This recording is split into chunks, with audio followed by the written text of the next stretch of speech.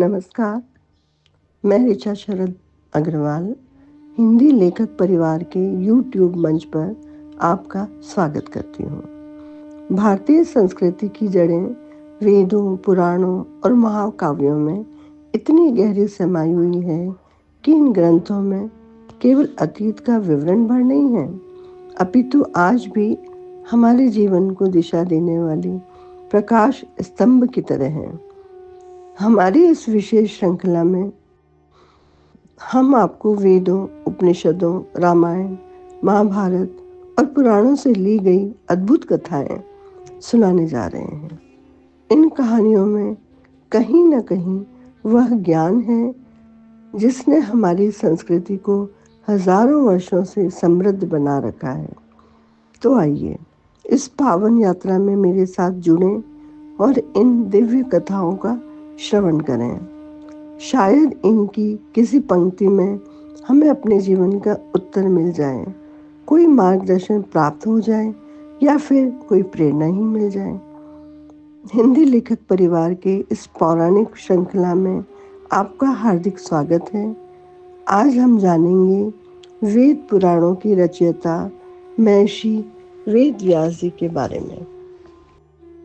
महाभारत के रचयिता वेद व्यास जी को भगवान नारायण के विभिन्न अवतारों में से एक माना जाता है। पौराणिक कथाओं के अनुसार आषाढ़ माह की पूर्णिमा के दिन व्यास जी का जन्म हुआ था। इनके पिता का नाम ऋषि पाराशर व माता का नाम सत्यवती था। जन्म के कुछ समय पश्चात ही इन्होंने अपने माता पिता से वन जाकर तप करने की इच्छा प्रकट की। उन्होंने अपनी माँ को कहा कि जब भी वे किसी विपत्ति में उनका स्मरण करेंगी वे उपस्थित हो जाएंगे। इतना कहकर वे तपस्या के लिए चले गए। द्वैपायन द्वीप में तपस्या करने तथा श्याम वर्ण होने के कारण उन्हें कृष्ण द्वैपायन भी कहा जाने लगा। वेद व्यास जी संस्कृत भाषा के प्रकांड विद्वान थे।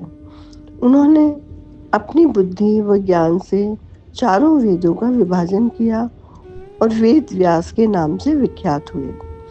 चारों वेदों का संपूर्ण ज्ञान होने के कारण इन्हें गुरु की उपाधि प्राप्त हुई। प्रत्येक वर्ष आषाढ़ पूर्णिमा व्यास जयंती के रूप में मनाई जाती है। ऐसा कहा जाता है कि जिन महापुरुषों को अमरत्व प्राप्त है उनमें से एक वेद व्यास जी भी हैं। वे आज भी अमर हैं तथा समय समय पर प्रकट होकर योग्य ऋषियों व ज्ञानियों को अपना दर्शन देकर कृतार्थ करते हैं। आदि शंकराचार्य को इन्होंने दर्शन देकर उनका उद्धार किया था। वेद व्यास जी ने 18 पुराणों की रचना की है। ऐसा माना जाता है कि वेदों के विस्तार के लिए भगवान नारायण स्वयं व्यास जी के रूप में प्रकट हुए थे। वेदों का विस्तार महाभारत, 18 महापुराण एवं ब्रह्म सूत्र की रचना व्यास जी ने की है।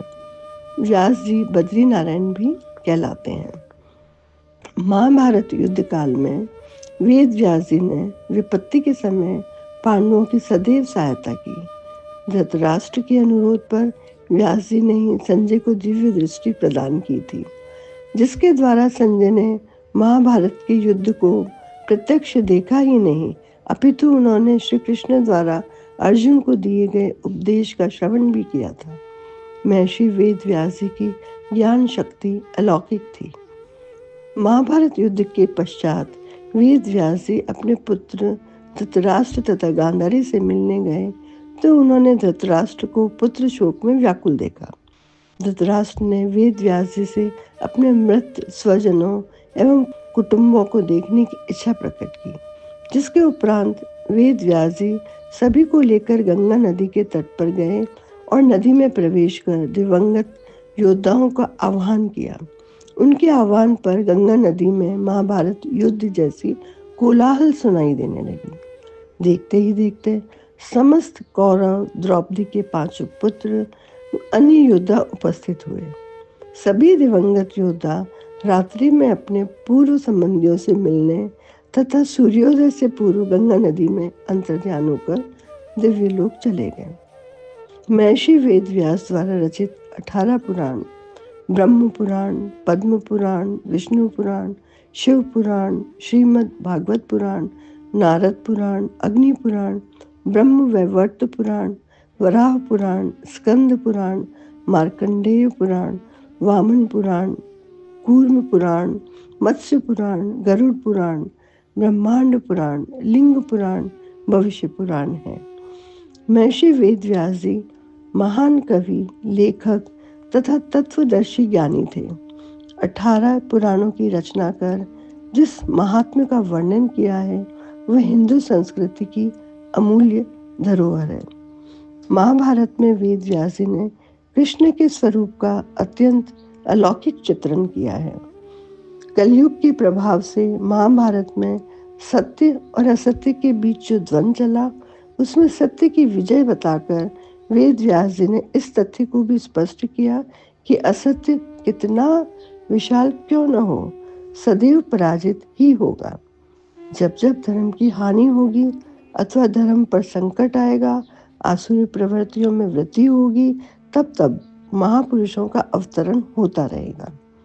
साधुओं तथा सज्जनों को अन्याय और अत्याचारों से मुक्ति दिलाने के लिए, अशांत और मोह से ग्रस्त लोगों को शांति दिलाने के लिए भी वेद व्यास जी जैसे तत्वज्ञानियों का जन्म होता रहेगा।